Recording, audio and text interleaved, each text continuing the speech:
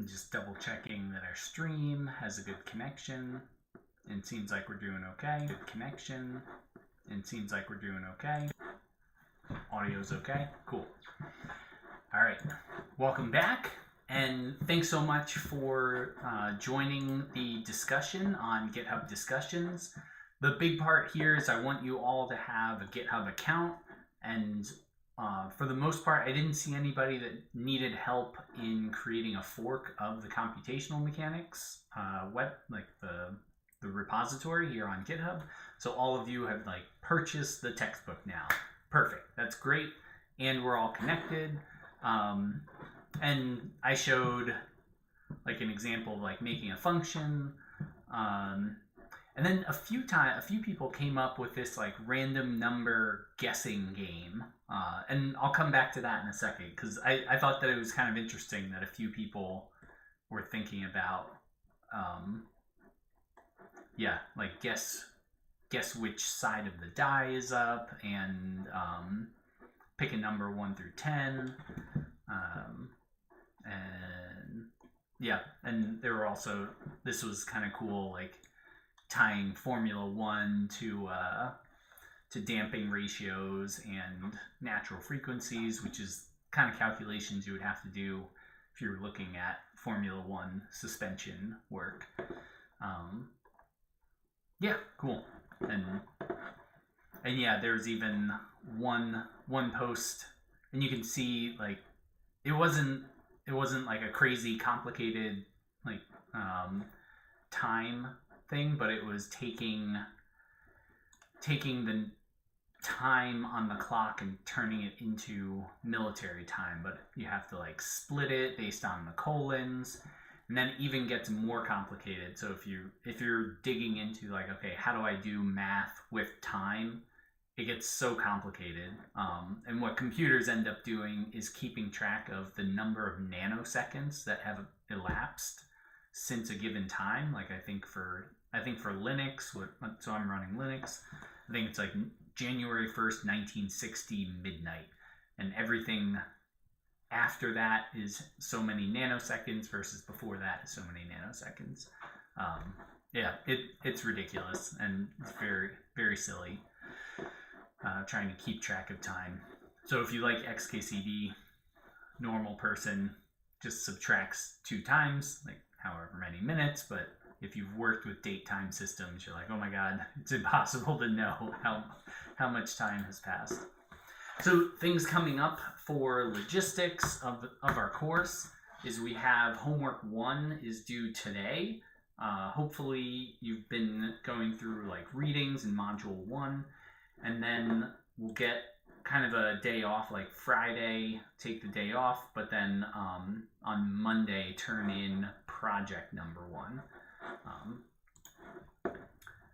So taking a look at these modules, we have CompMech 01, and then coming down, jump right into homework 1. So what I wanted to do was show you if you're doing some work and you're trying to turn in the assignment, how do you do that? So I'll run this first one, and now let's take a look at this second one. Did I? Yeah, that's fine. All right, so volume, DOL is 12.5 times 11 times 14. I'm going to hold Alt and hit Enter. And what that does is it runs the code and gives me a new code cell. So if I hold Shift and hit Enter, then it runs it, but it moves on to the next thing. But if I want to add something else, I can hold Alt, hit Enter, and then I get something new. Let's do the screen key T1. And this, we'll see if that gets annoying. When I have a little blue thing over here, it means I'm in the navigation mode, so I can move up and down.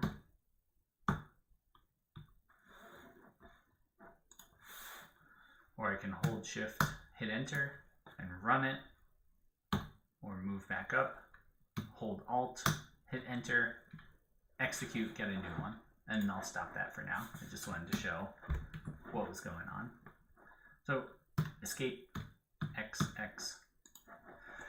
So I calculated volume, but it didn't actually tell me what the volume is because I have a variable called VOL. And in Python, if you don't say like print this out, or it's not the last thing that you ask Python to do, then it won't show you anything. So what I could do is I could just say VOL, calculate it, and then see what the output is. That's one way. Or I could say print VOL, and it'll give me the same kind of thing. The only difference is, in this case, it's showing me that the output is that versus a print statement. A print statement prints to the console no matter what. It's not necessary. It doesn't actually create any output. And that's something that I noticed when people were doing these kind of functions, is that there were a lot of print statements. Those are great for debugging and telling people what your code is doing. But a lot of times what we need is something that is actually, here, if I come back up to like the code that I had created, I print my output and I actually return an output so that when I run this, I can assign hello you to that output and then use whatever I want with it. And it's kind of, right now, it doesn't really matter what we do, or we can do something even fancier. And this is my favorite way to do it.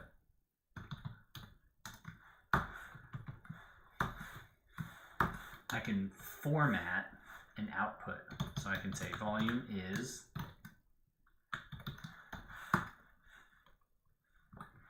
so I'm giving it a string, and then this dot format is a function that's going to take whatever variable is here and plug it in right there. And right now it says 1925.0, but if I know I only need those 4 significant figures, I could say 1.0f to say that it's a floating point number with as many, like just at least 1 space on the left side of the decimal and 0 on the right. And now I have this nice kind of formatted thing here. So I have volume of box, volume, I guess, of box is, there, that's better. Average density, so here again, all right, density equals 31 pounds over vol.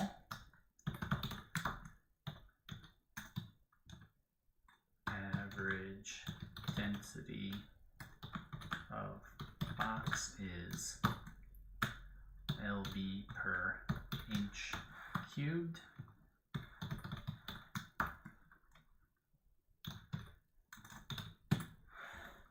Oh, the other thing that I'm doing here is, as you start to type, you can hit tab. So let's do this again. Get my screen keys back.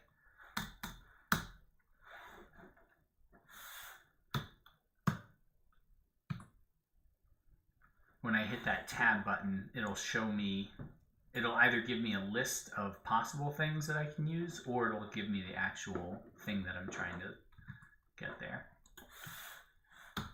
Stop that screen key again. So average density is now this 16 thousandths of a pound per inch cubed. This is too many sig figs for me. I'm never going to use all the rest of this stuff. So let's get rid of them. We'll go 1.3 F. And now I have 0.016 pound per inch cubed. Then I'm going to take volume and check, is it more than 1,000? And that gives me true. So there's number 1, A, B, and C done. And let's say that's all I have time for. I want to turn this in and get some feedback. Or maybe I have questions on this first part of like, am I using this print statement right? Or if I'm getting an error, like why am I getting this error? yeah, like maybe this is what I want to turn in. Like I'm getting an error, but everything else seems to work. So 2 steps. I'm going to create a print preview and then save that print preview as a PDF. So right now I have this whole thing. It even shows me that syntax error that I have here. And then it's showing me whatever I had worked on down there. Yeah, so now I have this print preview. I'm doing fine.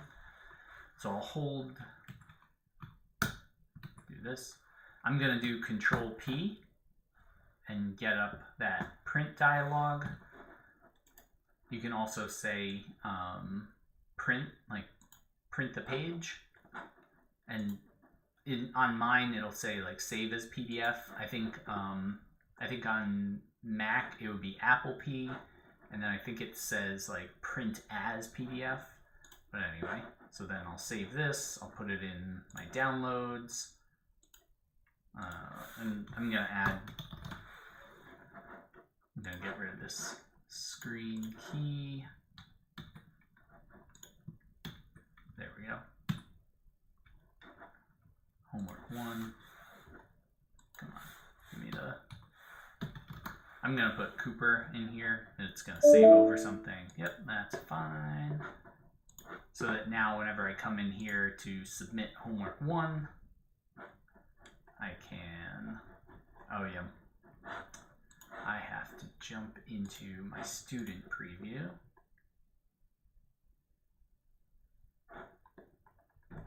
And come down to module 1, homework 1. So I did the reading, I went to the homework website.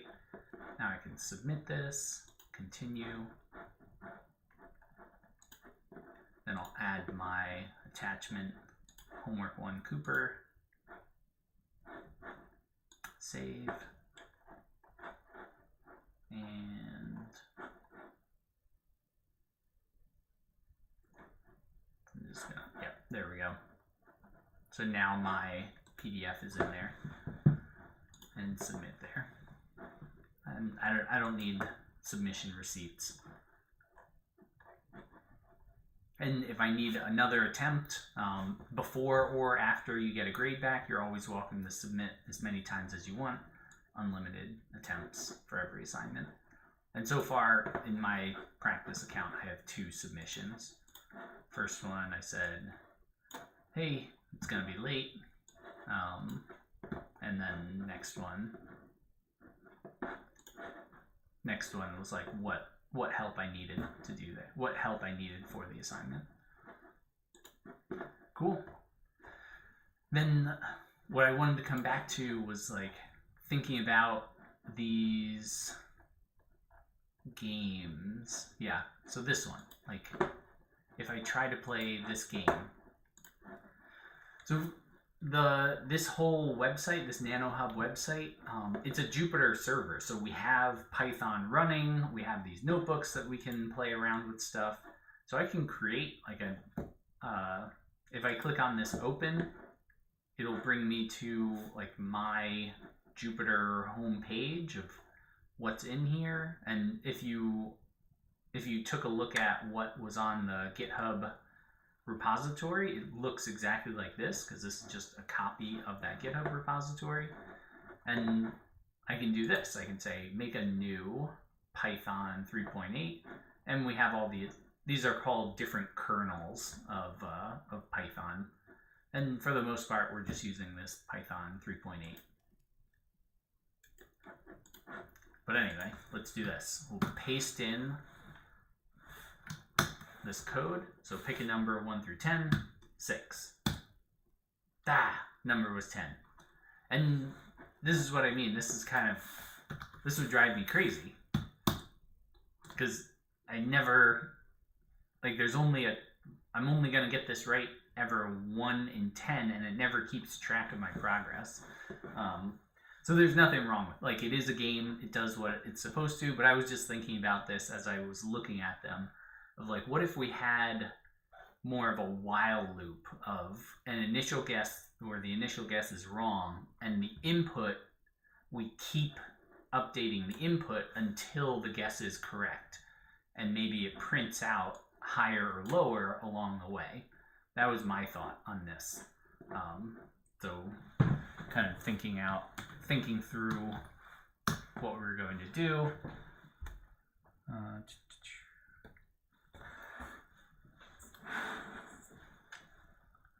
Want to do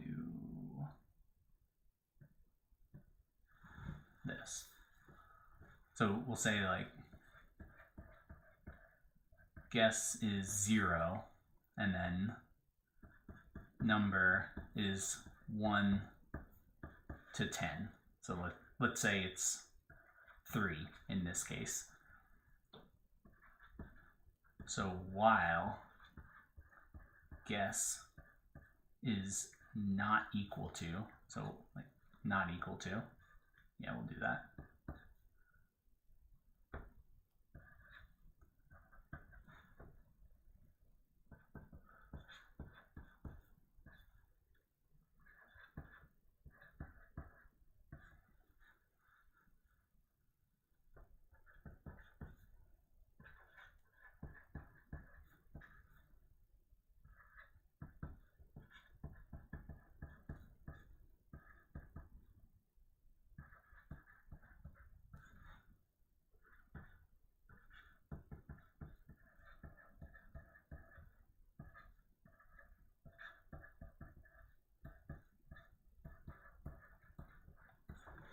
So we're gonna keep like going around in this while loop until we get the right answer. That was my thought on looking at this. And maybe we could also have an extra condition that like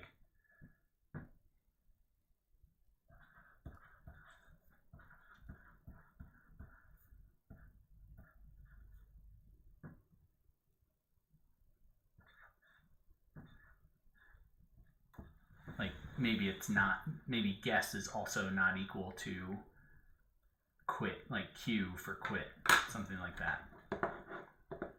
So let's try it.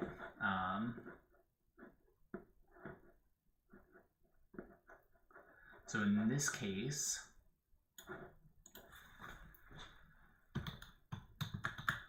so we'll say guess equals 0.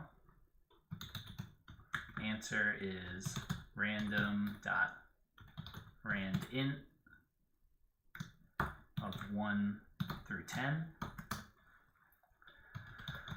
while guess is not equal to answer, and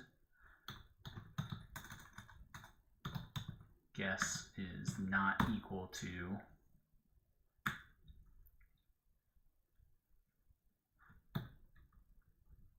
Q.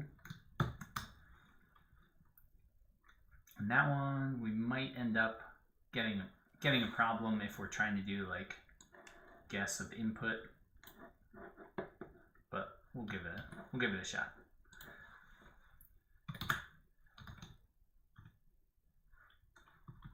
And what we should do, maybe, actually, yeah, we'll do this. So we'll say pick a number 1 through 10. If guess is less than answer, print higher, elif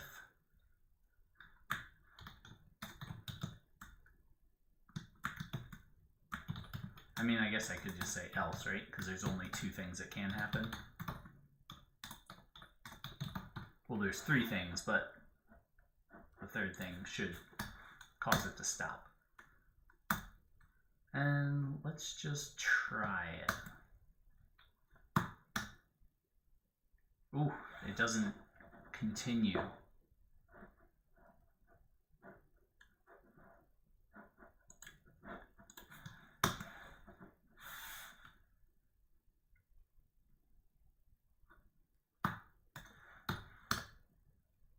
Oh, there we go. Now it's working.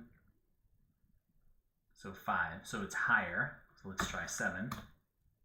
Lower. And then it worked. Oh, I see, because it worked.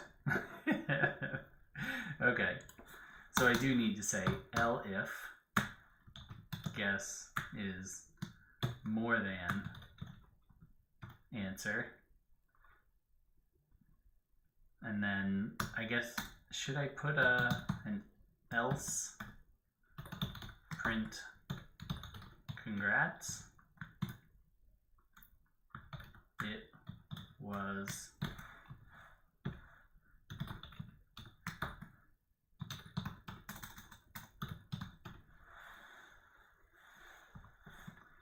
let's try that so that we have an if it's less than, if it's more than, and then an else, print the answer. All right, so 5 again, gotta be lower. 3, congrats, it was 3. And now we can kind of play it. Now I could even do this. I can make it like 100, 50. It's got to be higher. So 75. Still higher. 75, maybe 90. Lower. So it's between 75, 81. Higher. 85. Still higher. 88. 89. What? What is this? Oh, lower. Oh, it was lower than. Alright, so 86. I just wasn't paying attention. Congrats, it was 86.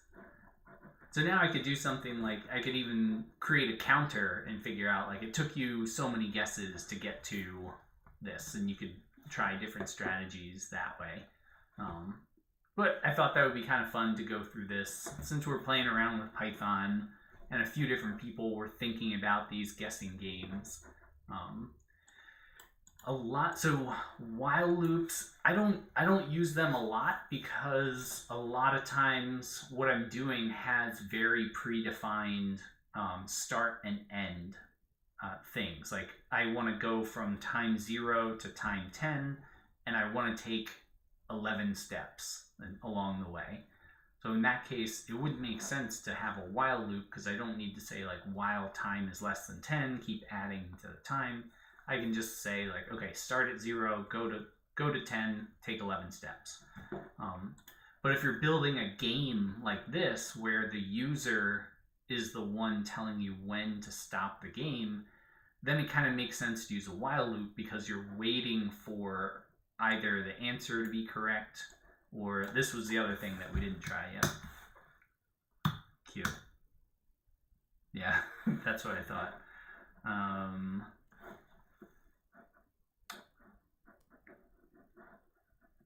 So I think what I would want to do would be a try, and then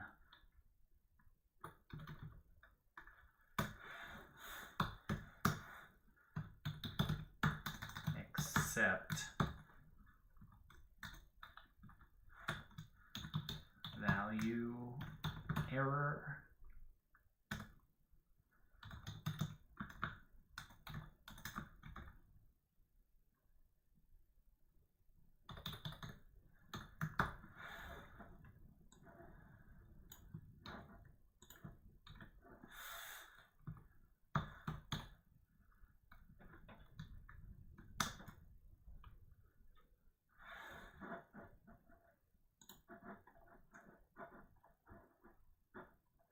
Oh, why?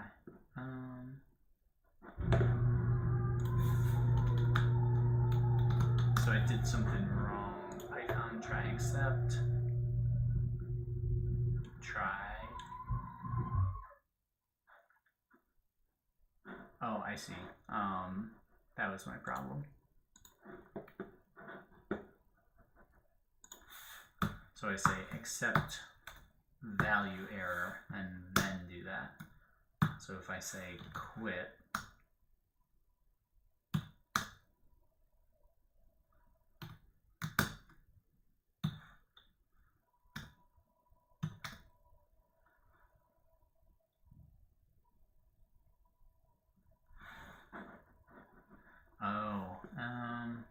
So it's not checking this again. So I would need to say break.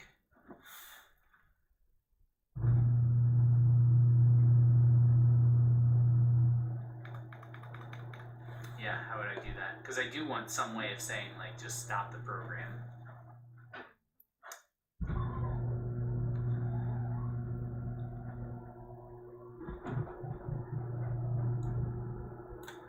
So really what I want to do is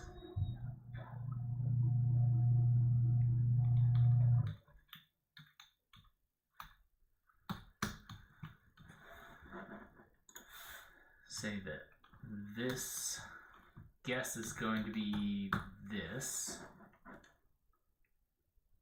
Try guess equals int of guess. And then if that's not true,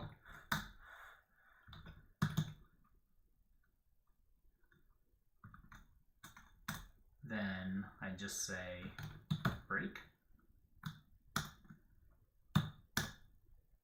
Then it breaks.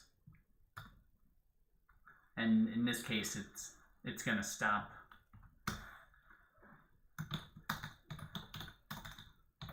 Now it's going to stop no matter what I put in there.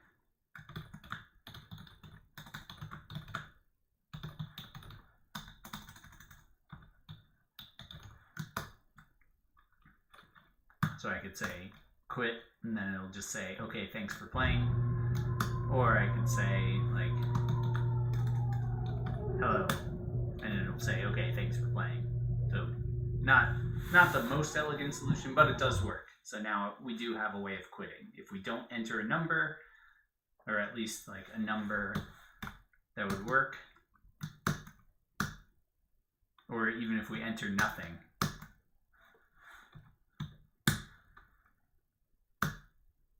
it'll give us, so even floating point numbers don't work.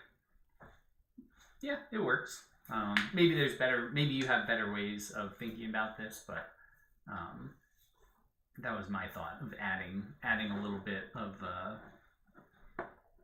extra user interaction to the guessing game.